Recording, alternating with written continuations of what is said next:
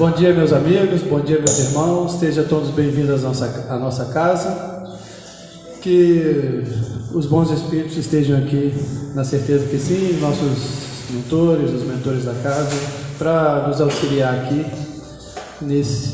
na proposta de hoje, que é falar do capítulo 9, Bem-aventurados os mansos e pacíficos. Então, para a gente começar, a gente vai fazer a leitura de uma página, fazer um breve comentário e dar início ao nosso estudo.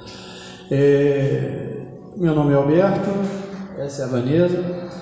Ela não me deixa fazer sozinho porque ela precisa organizar as coisas, sabe? Porque eu sou desorganizada, ela precisa me ajudar nisso. Então, com a palavra, a Vanessa, para a gente começar. A leitura de hoje é a leitura 81 do livro Caminho, Verdade e Vida, de Chico Xavier, pelo Espírito Emmanuel. Ordenações humanas. Sujeitai-vos, pois, a toda ordenação humana, por amor do Senhor. Certos temperamentos impulsivos, aproximando-se das lições do Cristo, presumem no Evangelho um tratado de princípios destruidores da ordem existente no mundo. Há quem figure no Mestre um anarquista vigoroso, inflamado de cóleras sublimes. Jesus, porém, nunca será patrono da desordem. A novidade que transborda do Evangelho não aconselha ao espírito mais humilhado da terra a adoção de armas contra irmãos, mas sim que se humilhe ainda mais, tomando a cruz a exemplo do Salvador. Claro está que a Boa Nova não ensina a genuflexão ante a tirania insolente. Entretanto, pede respeito às ordenações humanas por amor ao Mestre Divino. Se o detentor da autoridade exige mais do que lhe compete, transforma-se em um déspota que o Senhor corrigirá, por meio das circunstâncias que lhe expressam os desígnios no momento oportuno. Essa certeza é mais um fator de tranquilidade para o servo cristão, que em hipótese alguma deve quebrar o ritmo da harmonia. Não te faças, pois, indiferente às ordenações da máquina de trabalho em que te encontras. É possível que muita vez não te correspondam aos desejos, mas lembra-te de que Jesus é o supremo ordenador da terra e não te situaria o esforço pessoal onde o teu concurso fosse desnecessário. Tens algo de sagrado a fazer onde respiras no dia de hoje. Com expressões de revolta, tua atividade será negativa. Recorda-te de semelhante verdade e submete-te às ordenações humanas por amor ao Senhor Divino.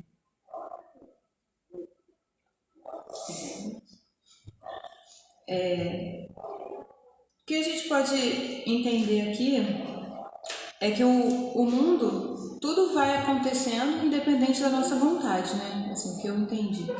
Independente da nossa vontade. E diante do que acontece, a gente pode ter alguns tipos de comportamento. Às vezes, se revoltar contra o que está acontecendo, como se estivesse errado, como se fôssemos injustiçados. Outras vezes, a apatia, a indiferença. E eu acho que a leitura de hoje mostra pra gente um caminho, nem da revolta, nem da apatia, mas do entendimento de que Cristo está cuidando de tudo, está pondo tudo em ordem e que se a gente está nesse momento, nessa situação, é porque é necessário. Então, agir sobre os preceitos dele, sobre o que ele ensinou, mas assim, acho que não se abster e nem se revoltar. Então vamos fazer a prece inicial para a gente começar o nosso estudo. Vamos fechar nossos olhos e elevar nossos pensamentos. Senhor Deus de infinita misericórdia, Senhor da vida, a gente agradece a oportunidade desse encontro para estudo do Seu Evangelho. Que os bons espíritos, os mentores da casa estejam presentes a nos intuir e trazer bons sentimentos, que a gente saia daqui renovado com a nossa fé. A gente agradece e dá início ao nosso estudo. Obrigado, Deus. Então, a proposta de hoje, gente, é a gente falar do capítulo 9 do Evangelho segundo o Espiritismo. Bem-aventurados os mansos e pacíficos. Então, nossa proposta é, na verdade, fazer um estudo e fazer provocações, né, para nossas reflexões aí acerca desse capítulo. Então, a primeira pergunta que a gente coloca lá, para a gente pensar, é: qual o meu papel no mundo? Como que a gente tem se colocado hoje no mundo?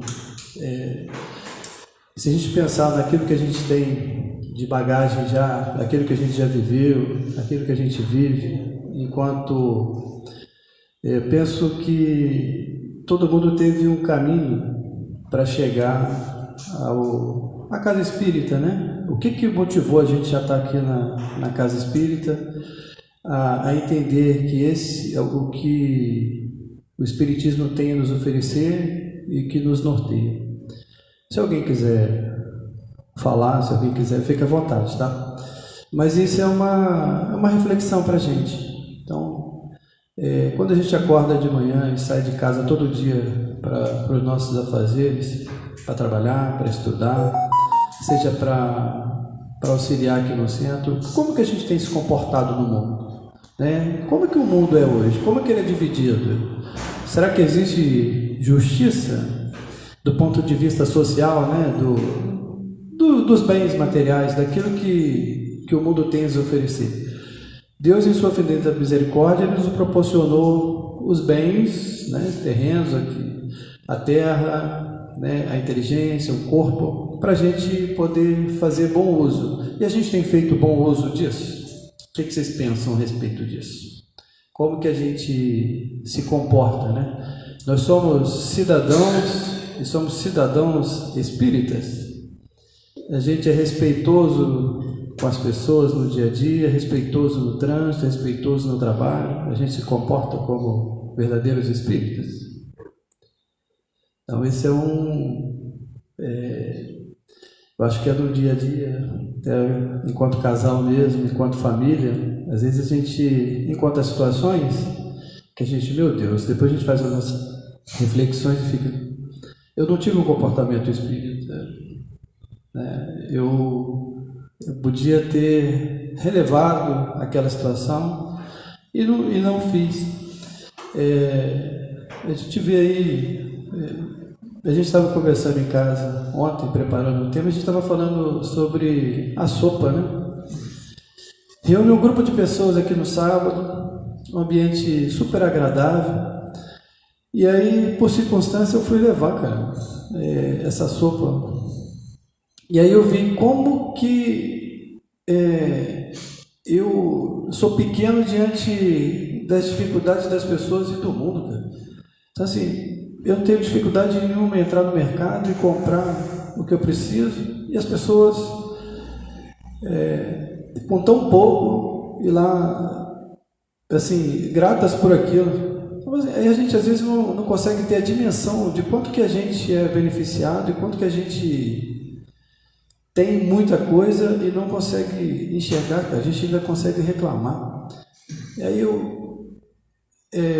isso me trouxe até uma dor. Eu falei, cara, a gente tem muita coisa e não dá o menor valor. Então a gente começa a nossa discussão aqui, o nosso estudo, fazendo essa provocação sobre o nosso papel no mundo, se a gente tem se comportado como verdadeiros espíritas. E, dando sequência ali, o que vocês pensam sobre a encarnação? Qual o objetivo da encarnação? E aí, à vontade, se alguém quiser se manifestar, tá, gente? No Livro dos Espíritos, na questão 132, Kardec pergunta aos imortais: qual o objetivo da encarnação dos espíritos? E eles respondem: Deus lhe impõe a encarnação com o objetivo de fazê-los chegar à perfeição. Para alguns é uma expiação, para outros é uma missão. Todavia, para alcançar essa perfeição, deve suportar todas as vicissitudes da existência corporal. Nisto é que está a expiação. Então, meus amigos, como que a gente tem atingido esse objetivo? O que vocês pensam a respeito disso? Mas, assim, quando a gente reencarna, a gente reencarna já com uma programação, né? E essa programação, ela prevê lá, Deus não erra, Ele não é factível como nós, né? Que a gente, movido pelo egoísmo, pela vaidade, pelo orgulho, Ele não erra. Então, assim, a família que eu tive, meus pais, meus irmãos, Deus não errou. E eu tenho atingido esse objetivo inicial lá da programação. O que vocês pensam a respeito disso? Eu vou falar por mim. Seguramente que não. Que todo dia eu poderia ter feito um monte de coisas diferentes, e seguramente que não. Então, assim, quando você pensa que espíritos vieram aqui com grande missão, a gente também tem uma grande missão, dentro da nossa limitação, claro, né? A gente tem o ponto que a gente já chegou de evolução intelectual e moral, que a gente tem capacidade de fazer discernimento daquilo que é o certo. E às vezes a grande missão é fazer com que você não seja um peso para as pessoas, que você tenha um comportamento adequado socialmente, e às vezes a gente não consegue vir. E aí é aquilo, será que a gente suporta bem as provas? Né? A gente suporta bem as provas? Se eu falar para você assim, hoje você tem emprego, tem saúde, tem família, e se eu tirar isso tudo de vocês? E se isso for a programação? A gente vai suportar essa prova? E aí a gente vê grandes exemplos aí o nosso maior modelo é Jesus, isso não tenha dúvida, mas a gente consegue enxergar algumas pessoas que com muito menos do que a gente tem do ponto de vista material, fazer esses trabalhos, né? Então, eu falei assim, eu citei anteriormente o exemplo o apelido da pessoa carinhosamente lá é o Pantera. Então, eu falei assim, cara, ele tem eu percebi nele uma abnegação naquilo que ele estava fazendo. Então, assim, é um lugar de pessoas simplórias e ele fazendo o trabalho dele, e a gente não consegue, cara. Então, assim, eu reclamo porque o meu salário não atende às minhas expectativas materiais. E aí, quando aquilo que eu tenho me é tirado, porque eu acho que não é justo, eu também reclamo.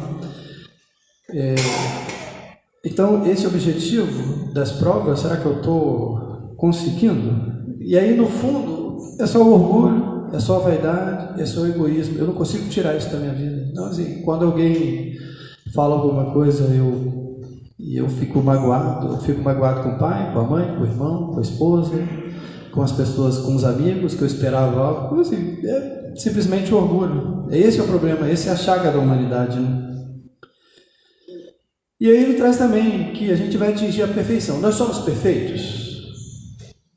Nós já atingimos, a gente vai atingir um dia essa perfeição? Vai. A perfeição vai ser, a gente vai, porque isso faz parte. Então Deus está colocando as oportunidades para a gente atingir essa perfeição. Mas o quão distante que a gente está dessa perfeição, o quão que a gente, todo dia, nesse movimento que a gente tem de orgulho, de vaidade e egoísmo, que a gente vai se distanciando. E assim, para uns é penoso, é doloroso, é de grande sofrimento essa evolução para atingir essa perfeição, né? E aí a gente traz um outro questionamento, uma outra provocação. A quem a Terra pertence? Quem é dono da Terra? Quem é dono do mundo? Acho que o objetivo, quando você forma a família, é assim, você quer uma casa, você quer um emprego, você quer ter um bem. Então, assim, eu tenho uma casa, né? A gente construiu lá, a gente tem uma casa.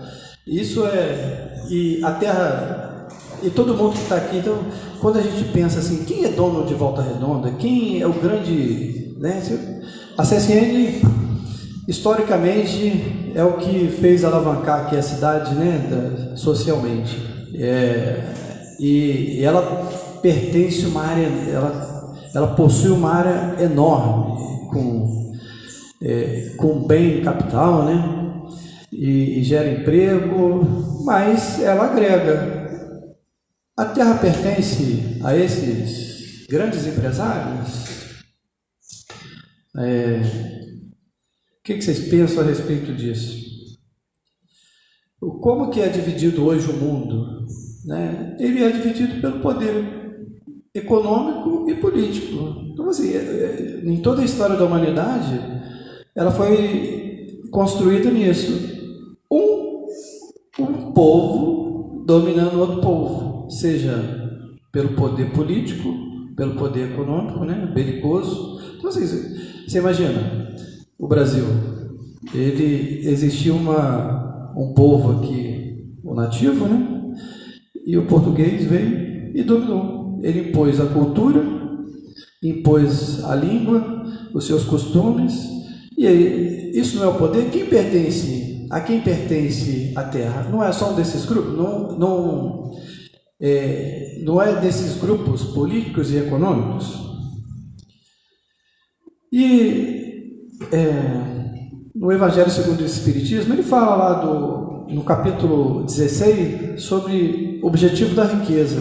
A riqueza tem um papel no mundo, está descrito lá, que é, né, fazer com que a gente faça bom uso disso, faça a distribuição e tenha justiça, equilíbrio econômico, para que... Você acha que hoje, se todo mundo se mobilizasse, a gente teria fome no mundo? Por que a gente teria fome no mundo? A gente poderia diminuir as dores causadas pelas doenças?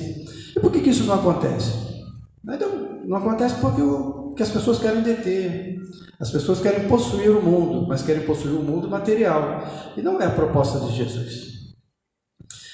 Então, a gente faz essas provocações para a gente começar no tema.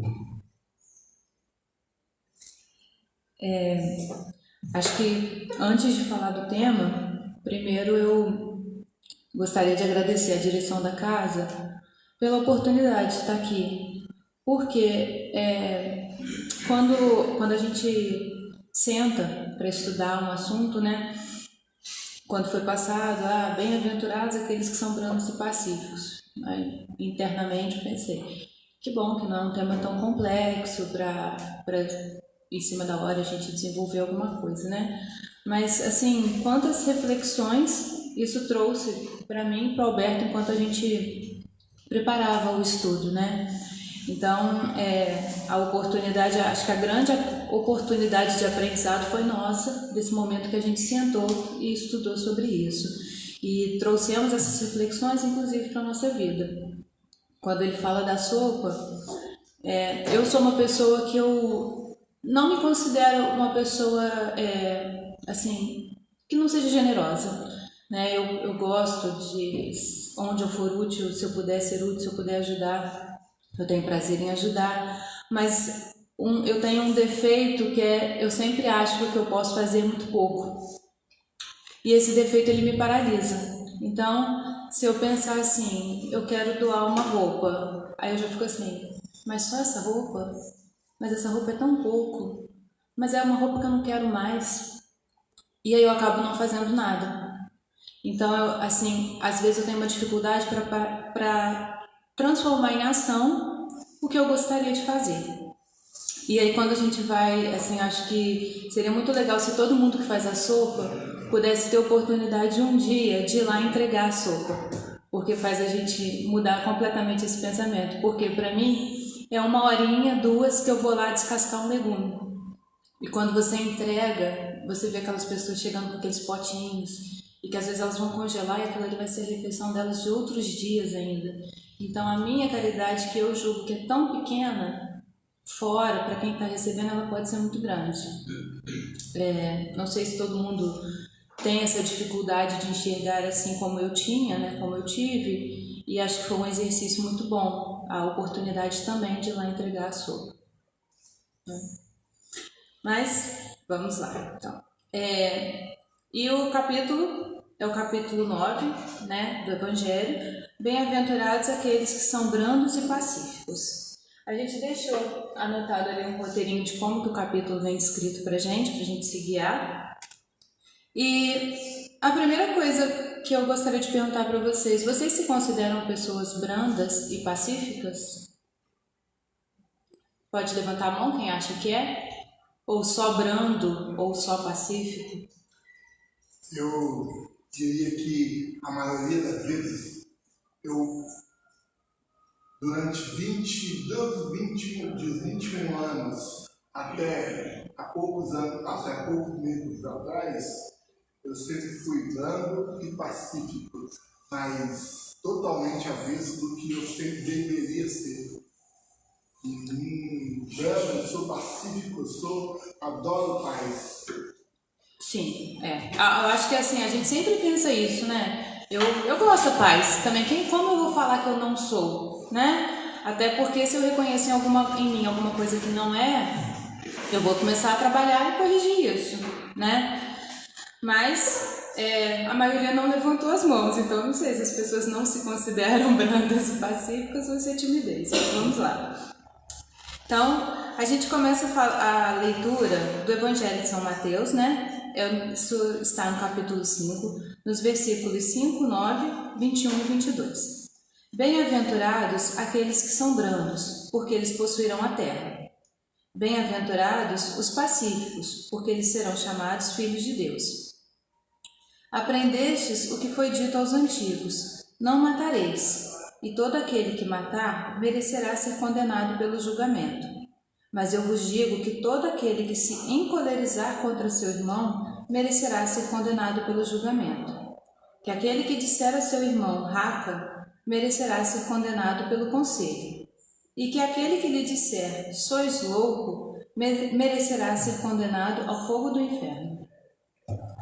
Então, por essa leitura, a gente já começa a se autoavaliar um pouquinho mais, né? Então, hoje, pra gente, talvez assim, acredito, né, para todos nós, é fácil não matar, né? Mas é fácil não se encolerizar? É fácil não xingar, não agredir verbalmente? A gente não chama ninguém de louco quando leva uma fechada no trânsito, né? E Jesus, ele trouxe pra gente, a lei que ele traz pra gente, é a lei da doçura, da moderação, da afabilidade, da paciência. E em contrapartida, tudo que sai disso, tudo que sai desse comportamento, ele é condenado, então. Por quê? Porque se eu estou me encolerizando, se eu estou agredindo, mesmo que verbalmente, o meu irmão, eu não estou seguindo a lei da caridade e do amor com ele. E aí sim, eu vou ser julgada por isso. O texto fala pra gente que a intenção que a gente tem, o momento, que isso pode atenuar ou agravar, né? Ele usa o termo raca, ele explica pra gente que quando eles usavam esse termo era por um ser mais desprezível e as pessoas falavam com desprezo e escarrando, então era um termo bem pesado, né? E a intensidade que a gente usa quando a gente quer agredir, isso pode atenuar ou agravar, né? Mas é justo pensar que uma simples palavra, poxa, doido, pô, por que ele fez isso, né? Isso já é tão grave assim?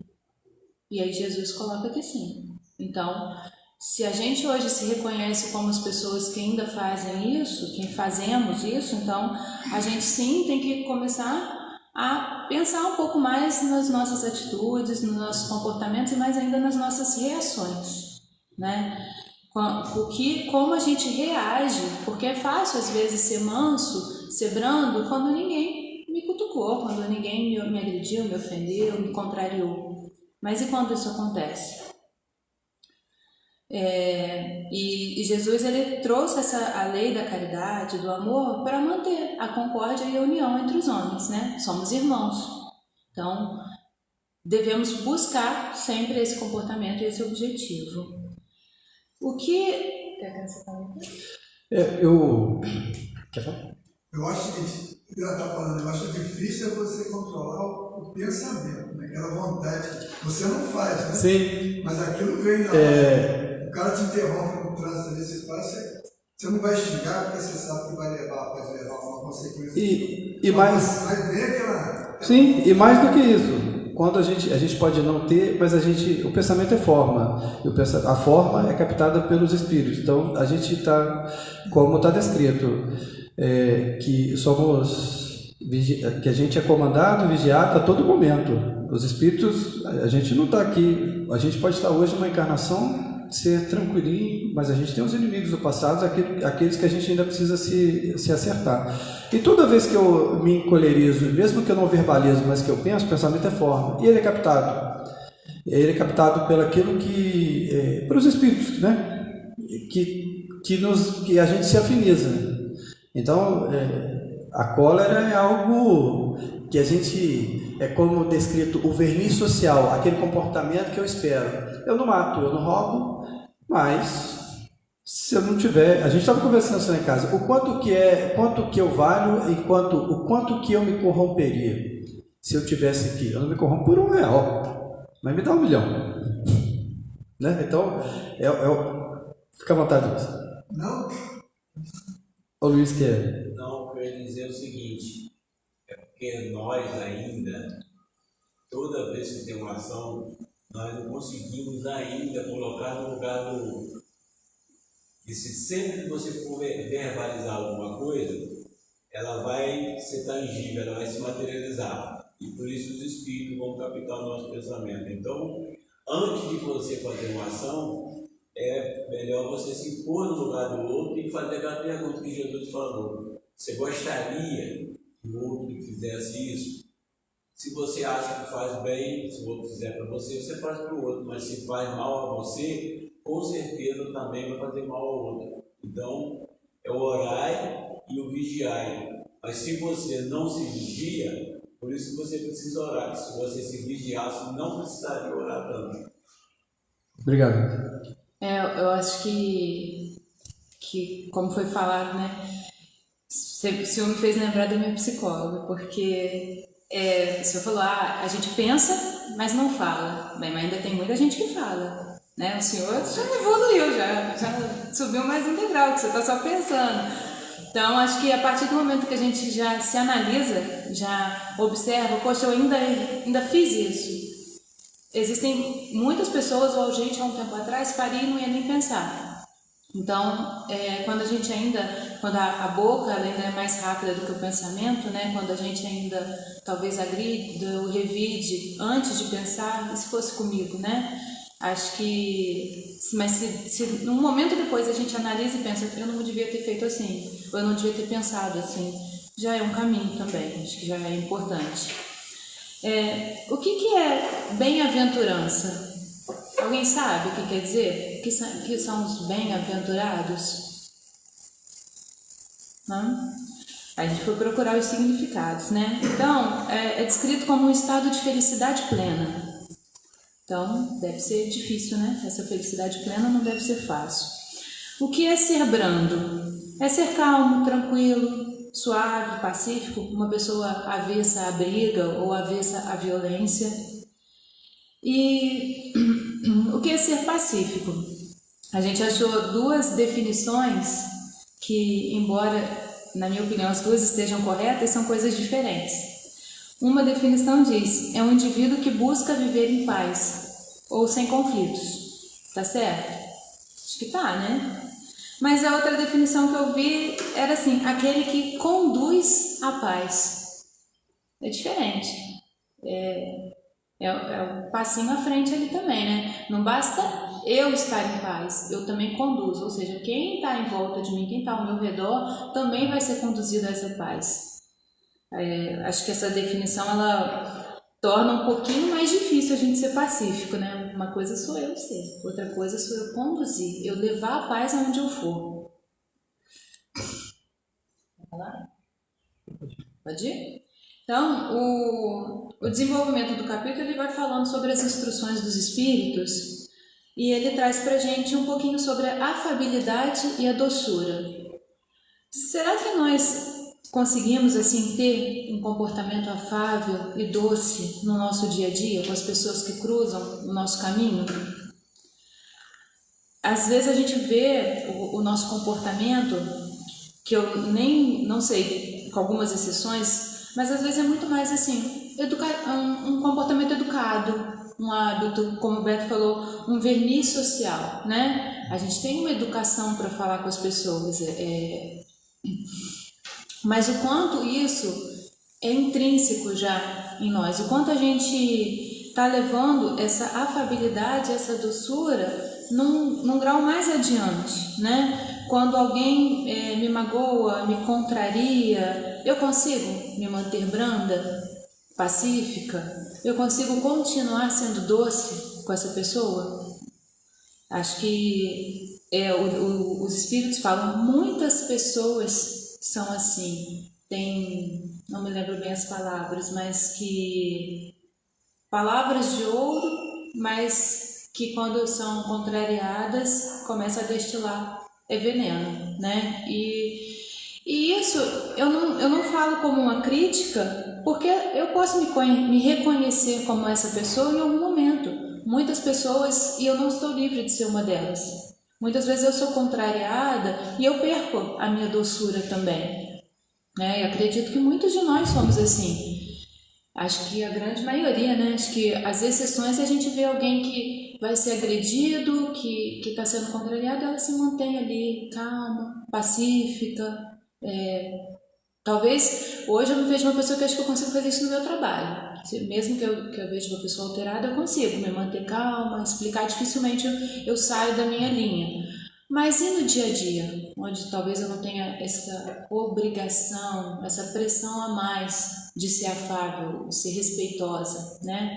Às vezes, em 1 minuto, uma palavra e a gente já quer dar o troco, já quer devolver, pagar na mesma moeda. Descarrega a bateria.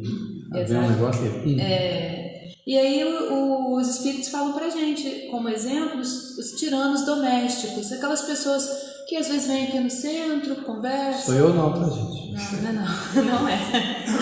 Conversa, explica, são pessoas muito boas no trato social, mas como essas pessoas são dentro de casa, nos seus lares, com seus filhos, com a esposa, com o marido? Será que tem essa afabilidade, essa doçura, esse jeito carinhoso de tratar as pessoas na rua, e educado e respeitoso, está sendo tratando assim as pessoas que estão ali na mesma casa? Eu conheço a ti mesmo, né? Sim. Talvez ali na rua seja só uma obrigação social, dentro de casa é que se mostra realmente quem se é, né? Ou com a sua família, ou também que fala com os seus subordinados, né? Então, numa relação de trabalho, onde você se vê um degrau acima e você tem uma autoridade, como que você trata essas pessoas que estão ali abaixo da sua autoridade? Né? Eu acho que a gente tem exemplos, eu acho que a gente sempre conversa aqui das reuniões, aqui, até na intimidade aqui na conversa com os amigos aqui do centro, né, de algumas casas que fecharam por conta de discordância de ideias. Então, assim, uma pessoa, você pensar que o centro existe para auxiliar as pessoas e auxiliar aqueles que estão aqui, auxiliar os desencarnados, e você ter discordância sobre ideias. E aí, quando você tem divergência, que você vê como que algumas pessoas, até mesmo a gente, sai daqui contrariado. Em alguma situação a gente sai daqui contrariado, porque a gente achou... E aí, assim, aí aflora aquilo que a gente está falando aqui agora. A gente não é nada de brando, nada de pacífico. Se a gente fosse brando e pacífico, a gente ia expor nossas ideias sem a necessidade de... A gente pode até não falar, mas o que está dentro do coração lá carregado... E aí, é exatamente esse o que a gente estava em casa fazendo o estudo. O Felipe propôs o estudo ontem... Por volta de meio-dia, a gente montou ele, ficou montando à noite lá, a gente estava conversando sobre isso, né? Quantas casas, o Robinson, acho que melhor do que eu, sabe aí quantas casas fecharam por falta de trabalhadores ou por conta de divergência, e em Volta Redonda, talvez, tem um monte de casas que foram divergência de outras. Assim, as pessoas não entenderam nada do Evangelho. Então, assim, não tem nada de brando, não tem nada de pacífico. Ele como que quando eu estou dentro de um ambiente religioso, eu consigo me comportar como que as pessoas esperam que eu me comporte. Mas desde que eu não seja tocado naquilo que me fere, naquilo que... Então, o que é, afinal de contas? É o orgulho? Eu consigo ser brando? Eu consigo ser pacífico? Não. Alberto, muitas faltas que nós cometemos nos passam despercebidas, né? Questão 919, no finalzinho, Santo Agostinho arrebata. Perfeito. É que assim, ele diz que, então, assim, a gente tem que fazer a nossa autorreflexão ao longo do dia. Assim, aquele dia, o que eu fiz, cara? Eu cheguei ao final do dia, eu fiz tudo que eu podia, porque eu sei da minha limitação. Tem coisa que eu não consigo fazer ainda à noite, mas tem coisas que eu consigo fazer e eu deixei de fazer, né? Se você pensasse assim, a palavra desferida naquele momento que eu estava numa posição favorável, eu chego, ao invés de eu imponho ao outro uma condição. Eu não precisava ter falado aqui. Eu falei, para que eu falei aquilo? Como é que eu vou refazer? Então, é como o Altamir está dizendo, Santo Agostinho fazia, né? Ao final do dia, que você faça as suas reflexões daquilo que foi daquilo que você fez, daquilo que você não precisava ter feito, o que você pode fazer amanhã, o que te fará ser um pouco melhor no dia a dia, para a gente atingir, quem sabe um dia, esse homem de bem, né? Dando sequência, vem falando para a gente, os espíritos trazem para a gente sobre a paciência. Né? Ele começa falando sobre a gente ver a dor. Como que o espírita, né, ele vê a dor? A dor é o quê? Uma oportunidade? Uma prova? Ela nos vem injustamente, sem motivo algum?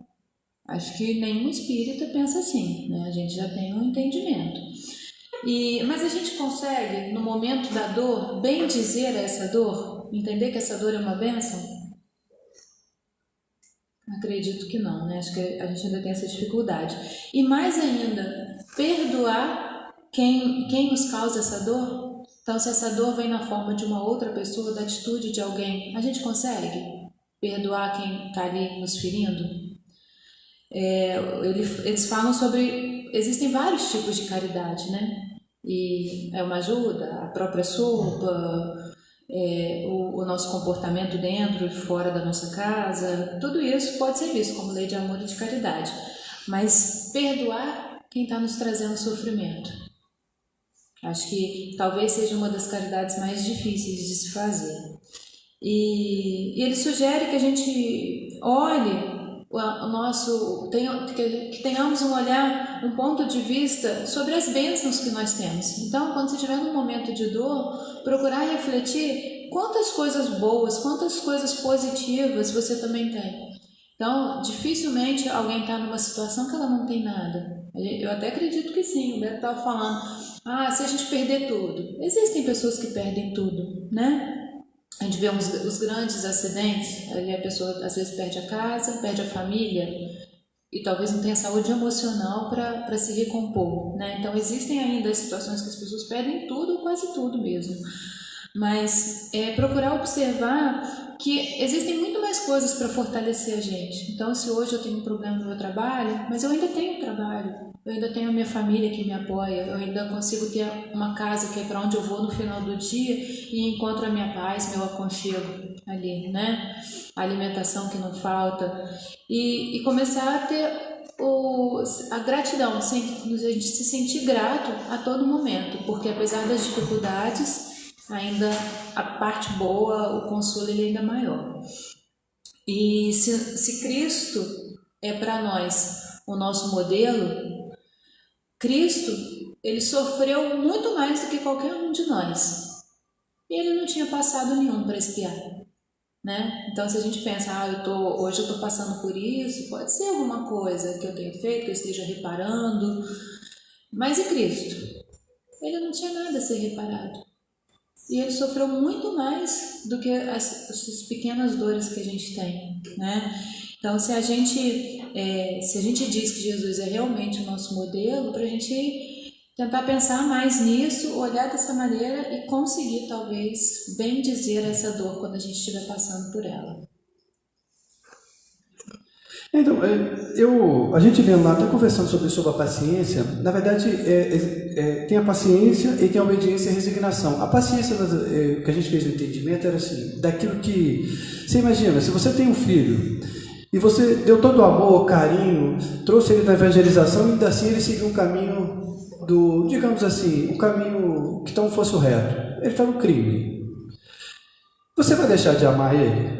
Você vai deixar de cuidar dele? Você não precisa ter paciência para trazer esse espírito para aquele caminho que ele precisa seguir? Qual é a sua contribuição? Isso é paciência, gente. Isso é trabalhar todos os dias incansavelmente para aquilo que precisa ser, que a sua contribuição. Não adianta você fechar os olhos e dizer, não é minha responsabilidade, que aí você está faltando com a caridade, mas é isso que ele está querendo dizer, que é a paciência de poder trabalhar. É como uma família numerosa e um pai que está com dificuldades, ele está desempregado, ele talvez lá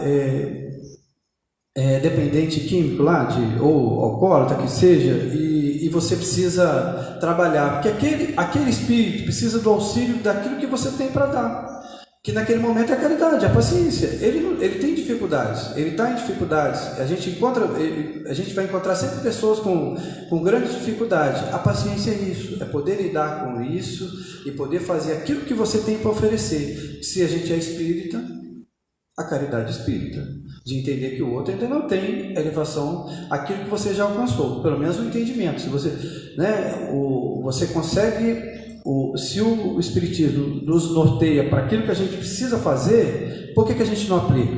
Porque a gente está lutando contra nossas tendências, mas não quer dizer que a gente vai, todo dia uma luta, e aquilo que está do nosso lado, a família é o primeiro lugar do exercício, né? Assim, eu acho que todo mundo tem sua experiência com família negativa, em algum momento negativa, que não é doçura. Você precisa se acertar com aquilo que você se equivocou, então a família é o lugar. E não é paciência, gente. Não é o exercício da paciência, da caridade, para aqueles que ainda te trazem dificuldade? Como se falou, a obediência e a resignação, né? Que eu observei assim, de mais importante, que me chamou mais atenção, é como que a gente entende a obediência e a resignação. E a primeira coisa que os espíritos orientam a gente é para não confundir com a negação do sentimento, com a negação da vontade, ou até mais com uma passividade, né? Uma apatia diante das situações. Eles falam para a gente que a obediência e a resignação são forças ativas, são virtudes ativas. Por quê? Porque é preciso que você tenha entendimento, que você tenha amadurecimento para não se revoltar. Então, ver aquela situação e você não vai ser indiferente a ela. Você sabe o que está acontecendo, mas não ir pelo caminho da revolta. Então, é a aceitação, mas é uma aceitação com entendimento. A gente talvez seja mais expoente aí do movimento espírita, é Chico, né? Então, assim, ele não é modelo, mas ele trouxe algumas referências. O modelo é Jesus. Mas você imagina, ele era um abnegado, ele dormia pouco, ele trabalhou como todo mundo, contribuiu, aposentou, mas ainda assim não deixava de fazer, escreveu um monte de livros por intermédio da sua mediunidade única. Ele tomou cusparada, tapa na cara, ele sofreu injúrias nos jornais, ele foi perseguido, ele sofreu tudo, cara. E aí, assim, será que ele teve obediência aos desígnios? Ele teve resignação? Porque, assim, ele era um espírito missionário, mas ele podia ter, no meio do caminho, desistido. E ele teve resignação, ele seguiu, cara. Ele não se deixou se levar. Ele podia ter ficado rico com a quantidade de livros que escreveu, e ele não usou nada disso, cara. Ele era resignado, ele sabia o que era dele. Então, assim, eu acho que só, às vezes, nas conversas, se eu tivesse a mediunidade de Chico, seria fácil. Se eu tivesse, você já tinha ficado doido, gente. A gente não consegue nem dar conta aqui das coisas pequenas que a gente tem no dia a dia. Você imagina quanto que esse espírito já tinha alcançado um entendimento e uma elevação. Ele foi obediente? Claro que foi.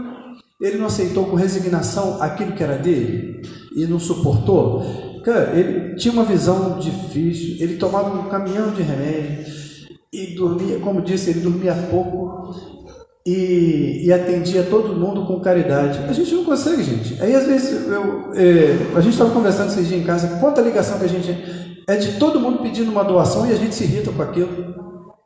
Então, assim, eu posso doar ou não posso doar? É um exemplo, né? Então, assim, eu posso doar ou não posso? A gente fica irritado com aquilo, aí alguém te pede uma ajuda no centro, aí você Você dá uma desculpa que a pessoa pode aceitar, mas a desculpa que você aceitaria, você sabe que aquilo não é, muitas das vezes aquilo não é verdade, eu poderia doar. Então assim, o Chico foi lá, cara, e fez um caminhão de coisas e sem pensar não, ele sabia o que ele precisava fazer e era uma resignação com aquilo que era, daquilo que foi de espírito missionário que era. E fala também pra gente sobre a cólera, né? Acho que talvez essa parte do evangelho, do texto de hoje, né, do estudo de hoje, seja assim, o que mais me chamou a atenção. A maneira como a espiritualidade trata a cólera, né? A primeira coisa que ela define pra gente é que a cólera é resultado do orgulho. Então, é tudo que nós falamos até agora. Por que que a gente fica com raiva? Por que que a gente se encoleriza? Por que que a gente não aceita?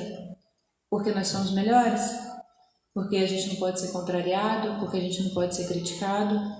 Então, se a gente procurar a base de onde que iniciou aquele sentimento, onde que começou o problema, normalmente a gente vai chegar no orgulho.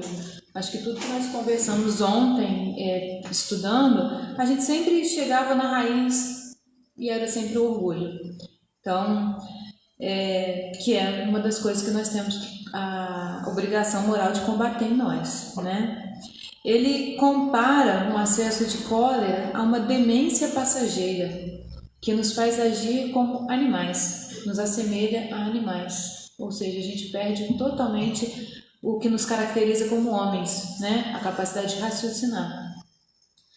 E sugere que no momento em que acontecesse isso com a gente, que a gente conseguisse se observar, olhar de fora a nossa reação, né? Se ver em uma situação colérica. E ele fala que a gente despertaria duas coisas, ou medo ou vergonha, né? Seria uma situação que amedrontaria alguém, ou uma situação ridícula.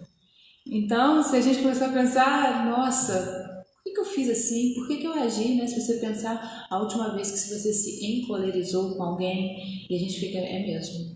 Então, ou a minha reação foi uma reação de dar medo, ou foi uma reação que eu deveria me envergonhar. E acho que isso é um bom puxão de orelha, assim, para a gente procurar essa mudança, né? Ele fala pra gente, a cólera não resolve nada, altera a sua saúde, causa sofrimento ao outro, porque o momento ali é nosso, mas tem os espectadores e tem as pessoas que estão sendo feridas, magoadas pelas nossas palavras ou pelas nossas atitudes naquele momento. Então é o sofrimento que a gente está causando no outro e as consequências, porque quando você está realmente encolerizado, você pode ter atitudes das quais você pode se arrepender, talvez o resto da sua vida, e não poder voltar atrás. Às vezes atitude ou às vezes as nossas palavras, né? Então ele fala disso, encerra e até entra uma outra orientação, né, de outro espírito, falando sobre o nosso comportamento, sobre o nosso temperamento. Então a gente fala, mas eu sou assim mesmo, eu fico irritada, depois passa, depois fica tudo bem, né? Quantas vezes a gente fala isso? Mas a lei do progresso, ela é só para o planeta? Ou ela é para todos nós individualmente? Então, sim, a minha tendência é essa. Se pisar no meu pé, eu já dou um empurrão, eu já vou ficar com raiva, já vou reagir. Mas a minha obrigação é combater isso, né? Que eu consiga hoje refletir e talvez amanhã ser melhor. Talvez amanhã eu já não vou reagir como hoje eu estou percebendo que eu ainda reajo. Então, que não teriam desculpas para essas nossas atitudes, né? A gente vai fazer a conclusão aqui. Deixa eu só comentar esse da cólera. Assim, quem de nós já não ouviu, né? E no grupo de pessoas que a gente convive, é assim, eu sou muito de boa, mas não pisa no meu calo, não. Não é? Então, cara, assim, isso é no dia a dia, gente. O que seria isso? Estou falando, na base de tudo, é o orgulho. Se eu disser para você, se eu disser para alguém assim, eu citei aqui o exemplo do Chico, você imagina, se alguém te dá um tapa na sua cara, exigindo alguma coisa, e você abaixa a sua cabeça e não tem nenhuma reação, e ainda entende assim, o irmão precisa de ajuda, aí assim, tem muitas passagens falando disso. Então assim, se eu pisar no calo de alguém, a pessoa sai daquele estado, ele parecia ser uma pessoa serena, ele sai daquele estado de espírito dele, de equilíbrio, ele fala um monte de impropério. E se você pudesse filmar e mostrar para a pessoa, olha aqui, ó, nesse momento aqui, olha como é que você se comportou. Gente, não é possível, será que isso é verdade? Se a gente pudesse nos ver, é o que ele está querendo dizer, se a gente pudesse nos ver nesses momentos, mas qual que é a lei do progresso? Assim, a Terra está passando por um momento de transição, né?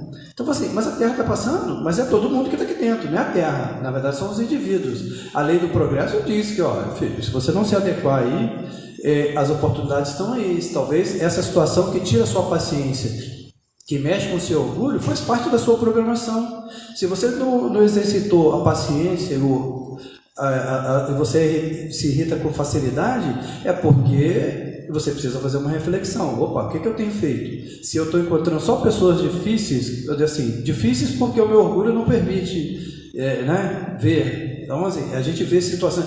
Eu acho que o serviço, quando você está no serviço e vê como que, quando o chefe ele põe uma determinação, como um grupo de pessoas ficam extremamente irritadas, acha que aquilo é injusto e um outro aceita de boa. O que está errado? Será que um que é muito resignado, o outro que se irrita e tendo a oportunidade ele já se revolta, ele se organiza para se rebelar contra aquela situação? E aí a gente tem, cara, no dia a dia, assim, aquele que talvez é o mais frágil, né? Aquele que está sobre um filho, por exemplo, que faz alguma coisa, você se irrita, a pessoa fala um monte de coisa e depois tenta apaziguar, mas já desferiu tudo aquilo que talvez em algum momento vai ter reflexo, né? E aí é o que ele está trazendo, gente. A gente precisa evoluir, a gente precisa fazer a nossa reflexão, como a gente também falou, como Santo Agostinho fazia, fazer reflexão do dia. Gente, se o meu comportamento, alguma coisa está errada, se todo dia eu me irrito, me encolerizo contra alguém, alguma coisa está errada. Será que é o mundo que está errado ou eu que estou errado? Mas aí ele está falando da raiz do problema, que é o orgulho. E assim, quem de nós não é orgulhoso, gente? Quem de nós? Roberto, isso é o seguinte, a gente espelha nos outros aquilo que a gente é.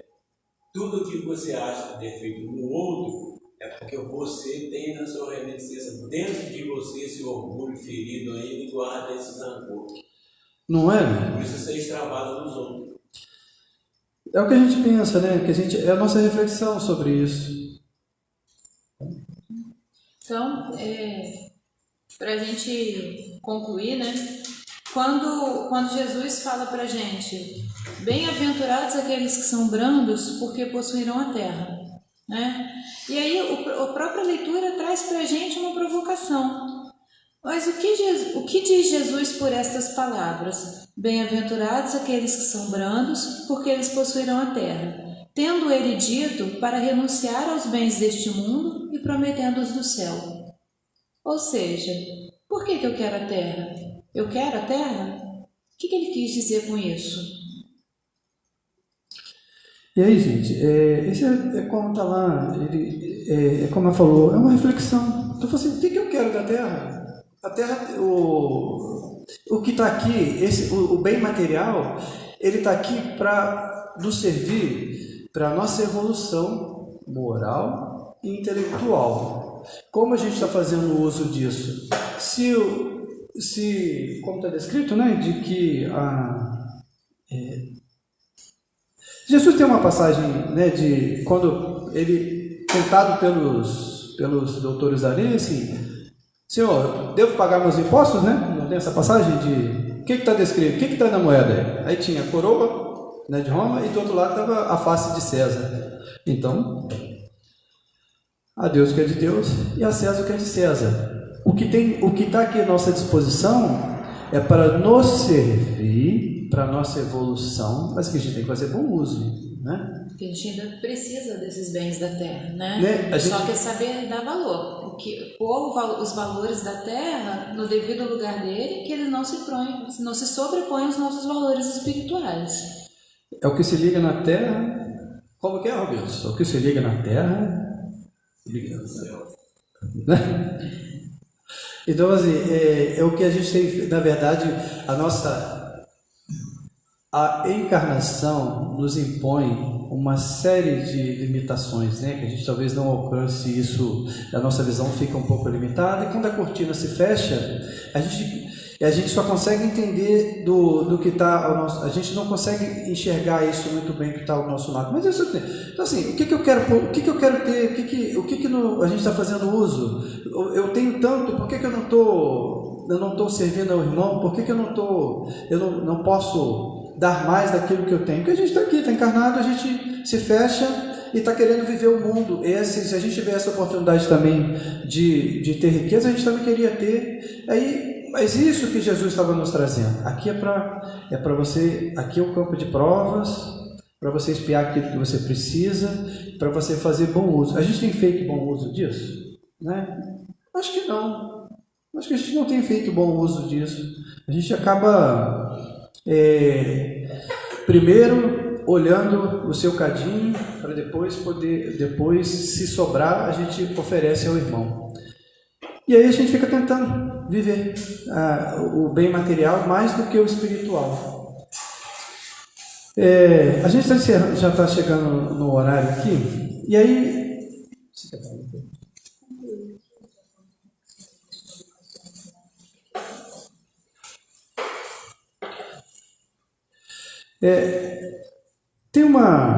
Hoje os bens da terra, eles estão mais... Quem que detém os bens da terra? Ele fala disso lá no Evangelho. São as pessoas mais violentas e dominadoras, em detrimento dos brandos e pacíficos. Mas todo mundo que não detém, ele é brando e pacífico? Não, porque é como a gente falou, né? Se você fez mau uso, agora a oportunidade agora vai viver as experiências lá de não ter. Então, nem todo mundo que não tem, ele não é brando e pacífico. Essa é a nossa... É o que a gente quis trazer, né? É o que o Evangelho está trazendo para a gente. Que a gente precisa viver mais o espiritual do que o material. Ele fala também de que frequentemente os brandos e pacíficos faltam o necessário, enquanto os outros têm o supérfluo. Então, assim, é que a gente, como falou no início, tem muita gente detendo, pouca gente detém muito, em detrimento daqueles que têm pouco. E o que esses que têm muito têm feito? Eles têm feito mau uso, gente. E quando a gente tem a oportunidade, a gente tem feito bom uso também daquele do pouco que nos sobra para oferecer. Porém, a promessa de justiça, ela será feita na terra como no céu, quando a lei do amor e da caridade se fizer presente no mundo. E aí, a gente vai fazer... Isso é só para a gente pensar, não é para responder, a gente nem vai falar disso. O mundo está vivendo a sua transição. Né? A gente está saindo do mundo de prova e expiação e vai entrar nesse mundo regenerado. A gente fará parte desse mundo regenerado? Isso é para a gente pensar, não é a gente não vai falar sobre isso. Mas o que a gente tem feito? Será que está levando a gente para fazer parte desse mundo regenerado?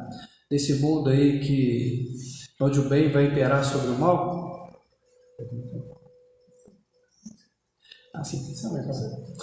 Então, gente, a gente queria concluir aqui, a gente está finalizando com a música do... não sei se vocês conhecem, sabe quem é Nando Cordel. Nando Cordel, ele se encantou lá pelas questões espíritas, e aí ele começou a fazer música, e aí quem puder dar uma olhadinha no YouTube lá, ele fala, tem uma entrevista dele falando disso, quando ele se despertou. Só um pouquinho. Eu vou colocar aqui para vocês.